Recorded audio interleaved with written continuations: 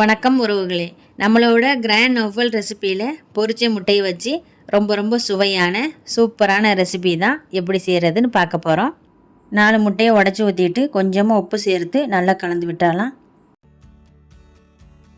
பேனில் கொஞ்சமாக எண்ணெய் ஊற்றிடலாம். முட்டையை ஊற்றி பொரித்து எடுத்துக்கலாம்.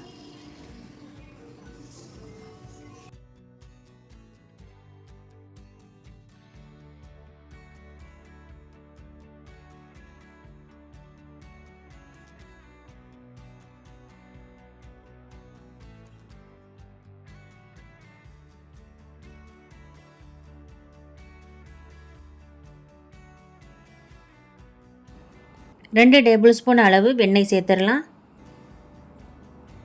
ஒரு சின்ன துண்டு இஞ்சி, 16 பல் பூண்டு நல்ல பொடிசாக கட் பண்ணி சேர்த்துடலாம். இஞ்சியை விட பூண்டு கொஞ்சம் கூட இருக்கணும். இந்த மாதிரி வதங்கியதும் பொடிசாக நறுக்குன ஒரு வெங்காயத்தை சேர்த்துடலாம். இதோட அளவு 100 கிராம். பொடிசாக கட் பண்ண 2 பச்சை மிளகாய் சேர்த்து வதக்கிக்கலாம். வெங்காயம் லைட்டாக வதங்கினா போதும். 3 table spoon red chilli sauce,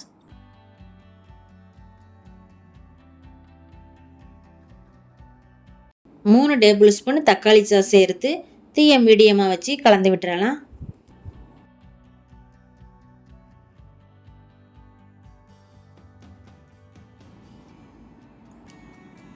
sauce கொதி வந்ததும் பொரிச்ச முட்டையை சின்ன பீஸாக கட் பண்ணி போட்டுறலாம். உங்கள் சுவைக்கு தக்கன உப்பு பார்த்து சேர்த்துக்கோங்க. முட்டையில் உப்பு போட்டு பொரிச்சிருக்கும். சாஸ் சேர்த்ததுனால உப்பு இருக்கும். நல்லா பரட்டி விட்டு தீயை மீடியமாக வச்சு 7லேருந்து 8 நிமிஷம் மூடிடலாம். முட்டை சாஸோட நல்லா மிக்ஸ் ஆகி வரட்டும். 7லேருந்து 8 நிமிஷம் ஆகிடுச்சு. ஒருக்க கலந்து விட்டுறலாம். பொடியாக நறுக்குனா மல்லி இலை தூவிடலாம். பொடிசாக கட் பண்ண தக்காளியை போட்டுடலாம். தக்காளியோட விதை எடுத்துட்டு சேர்த்துக்கோங்க. இப்போ ரொம்ப சுவையான நல்ல மணமான ஆம்லேட் ரோஸ்ட் ரெடி ஆயிருச்சு. ரொம்ப சூப்பராக இருக்கும். கண்டிப்பாக நீங்களும் செஞ்சு பாருங்கள். நன்றி.